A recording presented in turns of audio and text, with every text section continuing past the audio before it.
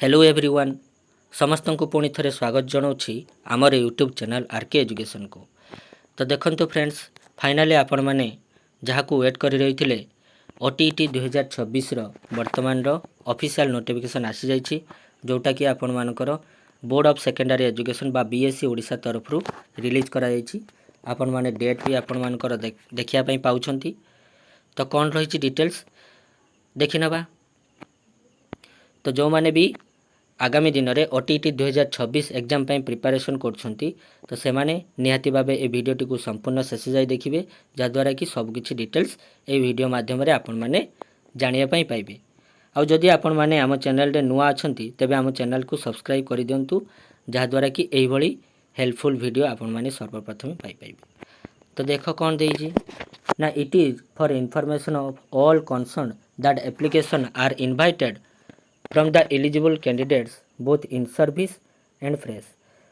ताले both in service एवं fresh पिला आपण मानकर ए फॉर्म पकिया पई एलिजिबल हो पारिबे बा अप्लाई करि पारिबे। एप्लिकेशन जहाँ भी रहिला आपण मानकर ऑनलाइन मोड रे आपण मानकर ए जो bscodisha.nic.in यांकर जो ऑफिशियल वेबसाइट अछि सेथरे आपण माने अप्लाई करि पारिबे ऑनलाइन मोड रे।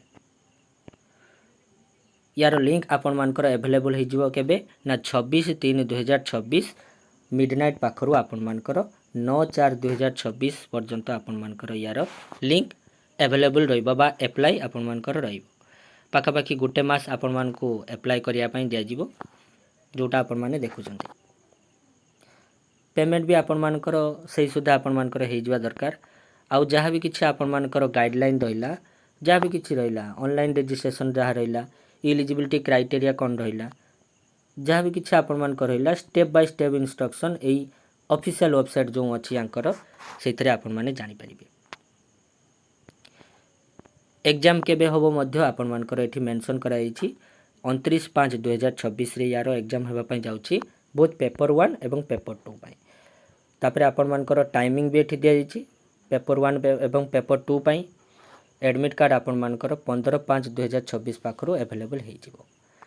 तो जानिले सब किछि डिटेल्स आपण मानकर केबे अप्लाई होबो एवं केबे आपण मानकर एग्जाम होबो सब किछि डिटेल्स आपण मान जानिले। तो निहाती भाबे ये गुटे आपण मानकर सुवर्ण सुजोग काहे कि ना आगो को आपण मानकर असिस्टेंट टीचर रो वैकेंसी आसुछि। तो जदि आपण माने ओटीईटी क्वालिफाई करि परिबेनी तो निहाती भाबे असिस्टेंट टीचर जो रिक्रुटमेंट हम से आपण मैंने एप्लाई सुधा करें।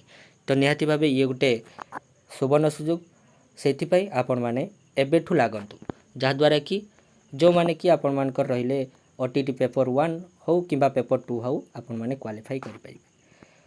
ओटीईटी पेपर 1 के माने दे पारिबे जो मैंने +2 सहित आपण मानकर सीटी करथिबे बुझी पाले। ओटीईटी पेपर 2 को माने दे पारिबे जो माने कि आपण मानकर बीएड करथिबे एवं आपण मानकर +3 सहित सीटी मध्य करथिबे +3 सहित सीटी मध्य करथिबे बुझी पाले। तो ये थिला संपूर्ण डिटेल्स आपण माने जानिले सब किछि। तो निहाती भाबे जते आपण मानकर प्रिपरेशन आपण मानकर जोर धरिबो सेते आपण मानकर कोन ना ओटीईटी आपण माने क्वालिफाई इजीली करि परिबे। तो ये थिला संपूर्ण डिटेल्स रहुची। जय जगन्नाथ।